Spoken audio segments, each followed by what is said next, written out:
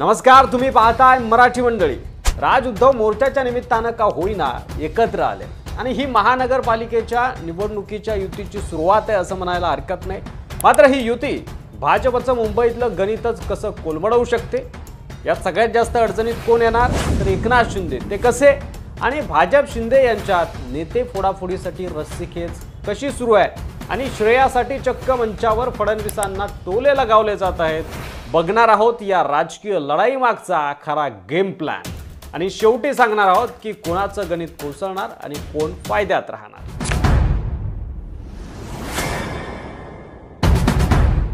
आता बघा, राज ठाकरे आणि उद्धव ठाकरे एकत्र येणार म्हटलं की दोन्ही पक्षाच्या कार्यकर्त्यांमध्ये आणि महाराष्ट्राच्या जनतेमध्ये उत्साह आणि नवचैतन्य संचारतं। महाराष्ट्राला वाटतं की दोघेही भाऊ एकत्र आले पाहिजे, पण शिंदेंना आणि भाजपला तसं वाटत नाही। फोडा आणि राज्य करा ही भाजपची नीती गेल्या काही महिन्यात किंवा वर्षभरात स्पष्ट झाली आहे।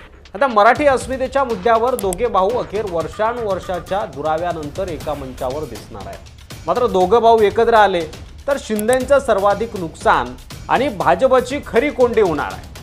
विशेषतः मुंबई महापालिकेच्या निवडणुकीला ही ठाकरे युती निर्णायक ठरू शकते। मुंबईत मराठी मतांचा टक्का घटलेला असला तरी ठाकरे हे नाव अजूनही मराठी अस्मितेचं मोठं प्रतीक आहे। भाजपने 2017 मध्ये मुंबई महापालिकेत सर्वाधिक जागा जिंकल्या, पण त्यासाठी हिंदी भाषिक, उत्तर भारतीय, गुजराती मतदारांची साथ त्यांना मिळवावी लागली। आता भाजपा हिंदी सक्तीचा मुद्दाम पुढे आणते, जेणेकरून हिंदी भाषिक मतांचं ध्रुवीकरण करता येईल, हा भाजपचा डाव आहे। पण हीच हिंदी सक्ती ठाकरे बंधूंच्या पथ्यावर पडू शकते।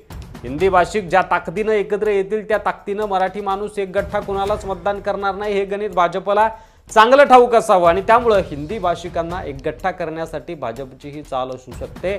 आणि एक उत्तर भारतीयाचा व्हिडिओ देखील व्हायरल झाला की मराठी माणूस मनसे, शिंदे शिवसेना, ठाकरे शिवसेना, काँग्रेस आणि भाजप अशा 5 पक्षात विखुरला जाईल आणि परिणामी भाजपची चाल यशस्वी होईल। कोई उद्धव को वोट देगा, कोई शिंदे को देगा, कोई राज ठाकरे को देगा, कोई बीजेपी को देगा, कोई कांग्रेस को देगा। मात्र ठाकरे बंधू एकत्र आले तर हा डाव हाणून पाडता येऊ शकतो आणि भाजपची ही चाल ठाकरे बंधूंच्या पथ्यावर पडू शकते। राज ठाकरे आणि उद्धव ठाकरे दोघे मिळून हिंदी सक्तीला विरोध करतायत, मराठी अस्मितेसाठी रस्त्यावर उतरण्याची तयारी दाखवतायत आणि हेच भाजपसाठी सर्वात मोठं आव्हान ठरू शकतं। जर दोघांचं मनोमिलन झालं आणि एकदा का मुंबईत मराठी माणूस एका बाजूला एकत्र झाला, एक गट्टा झाला, तर भाजपला मुंबई जिंकणं अवघड होईल आणि मुंबई भाजपच्या हातून गेली की राज्यभराच्या निवडणुकांवरही त्याचा परिणाम होऊ शकतो। आणि इथेच दुसरी गोष्ट लक्षात घेण्याजोगी आहे, ती म्हणजे एकनाथ शिंदेंची होणारी अडचण।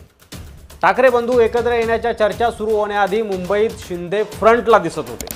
नगरसेवकांचे पक्षप्रवेश, ठाकरेंचे नेते गळाला लावणं असेल, मुंबईत शिंदेंची जय्यत तयारी सुरू होती। पण ठाकरे बंधू एकत्र येण्याची ठिणगी पडली आणि अचानक शिंदे साईडलाईन झाले। मराठी हिंदीचा मुद्दा पण एकनाथ शिंदे यांना अडचणीचा जातोय, कारण शिंदे स्वतःला बाळासाहेबांच्या विचारांचा वारसदार म्हणवतात। आमचीच खरी शिवसेना आहे असं सातत्यानं सांगतात, पण बाळासाहेबांनी रुजवलेली हीच मराठी अस्मिता आता भाजपच्या हिंदी सक्तीमुळे धोक्यात येते आणि सरकारने पहिलीपासून हिंदी शिकवण्याचा निर्णय घेतला। आता शिंदे गट सरकारमध्ये आहे, त्यामुळे त्यांना विरोध करता येईना, कारण भाजपचा अजेंडा आहे, आणि हिंदी सक्तीचं किंवा भाजपचं समर्थन करता येईना, कारण तसं केलं तर मराठी मतदार नाराज होईल। याला म्हणतात इकडे हाड आणि तिकडे विरोध। आता राज आणि उद्धव यांनी एकत्र मोर्चे काढले, सभा घेतल्या, तर शिंदेंवर थेट ते हल्ला करणार। बाळासाहेबांचे वारस सांगता मग मराठीसाठी आवाज का उठवत नाही असा प्रश्न शिंदेंना विचारला जाणार आणि त्यामुळं शिंदे सध्या गप्प आहेत, काहीच बोलत नाहीये, परिस्थिती बघत आहेत। याचा परिणाम मुंबई, ठाणे, नवी मुंबई या मराठी अस्मिता प्रबळ असलेल्या भागांमध्ये होऊ शकतो। शिंदे गटाला मोठा फटका बसू शकतो आणि भाजप शिंदे युतीचं गणित कोसळू शकतं। या सगळ्या राजकीय गोंधळात भाजप मात्र जबरदस्त खेळी करताना दिसतंय। नाशिक महापालिका निवडणुकीच्या पार्श्वभूमीवर विरोधकांना फोडण्यासाठी भाजप आणि शिंदे गटातच मोठी रस्सीखेच सुरू आहे। माजी आमदार अपूर्व हिरे यांना शिंदे गटानं गळाला लावलं होतं। एकनाथ शिंदेंची भेट झाली, पक्षप्रवेशाचा मुहूर्त ठरला होता, पण मध्येच भाजपचे संकटमोचक गिरीश महाजन यांनी मास्टर स्ट्रोक टाकला। महाजन यांनी हिरे यांना भाजपच्या वाटेवर वळवलं। याचा अर्थ काय? भाजप शिंदे गटाचीच गोची करताय। महायुतीतले घटक पक्ष एकत्र असले तरी अंतर्गत स्पर्धा प्रचंड आहे। शिंदेंना हव्या असलेल्या नेत्यांवर भाजपचा डोळा आहे, म्हणजेच स्थानिक पातळीवर सत्ता संतुलन भाजपकडे राहिलं पाहिजे असा भाजपचा मानस आहे। आणि हे सगळं सुरू असताना महायुतीतला आणखी एक रंगतदार किस्सा नागपूरमध्ये घडला। नागपूरच्या विधी महाविद्यालयात सरन्यायाधीश भूषण गवई यांच्या उपस्थितीत एक कार्यक्रम झाला आणि मंचावर होते मुख्यमंत्री देवेंद्र फडणवीस, मंत्री संजय शिरसाट आणि नितीन गडकरी आणि इतर काही नेते। कार्यक्रमाच्या आधी सगळे एका खोलीत बसले होते आणि तिथली एक गंमत शिरसाट यांनी भाषणात सांगितली। मुख्यमंत्री म्हणाले, ही खोली मी पाडणार आहे। मग मी विचार केला की यांचा हेतू असा आहे का की आपल्यानंतर दुसरं काही उभंच राहू नये।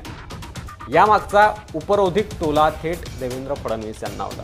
फडणवीस यांनी देखील लगेच उत्तर दिलं की खोली पाडण्यामागं आकस नाही, नवीन आधुनिक इमारत उभारण्याचा आमचा हेतू आहे। पण शिरसाट थांबले नाही, पुन्हा टोला, या पार्कसाठी निधी माझ्या खात्यातून गेला, पण कौतुक मात्र बावनकुळे यांचं होतंय।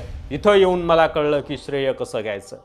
यानंतर फडणवीस आणि गडकरी दोघांनी समेटाचा सूर लावत स्पष्टीकरण दिलं की पार्कसाठी अनेक खात्यांचा निधी वापरला गेलाय वगैरे वगैरे। मात्र या सगळ्यात काय दिसलं तर महायुतीत एकत्र सरकार चालवलं जातंय, पण श्रेयवादावरून चिमटे, टोले आणि स्पर्धा अजूनही तितकीच आहे। अंतर्गत स्पर्धा कायम आहे, कुरघोडी करण्याचं राजकारण कायम आहे आणि भाजपा शिंदेंना संपवणार याचे हे थोडक्यात संकेत आहेत। तुमचं मत काय आहे? राज उद्धव युती खरंच होईल का? भाजपचा गेम प्लॅन किती यशस्वी होईल, किती यशस्वी ठरेल आणि या सगळ्या चक्रव्यूहातून शिंदे स्वतःला कसं वाचवतील? तुमचं मत कमेंट बॉक्समध्ये लिहायला विसरू नका। व्हिडिओ आवडला असेल तर जास्तीत जास्त शेअर करा। धन्यवाद।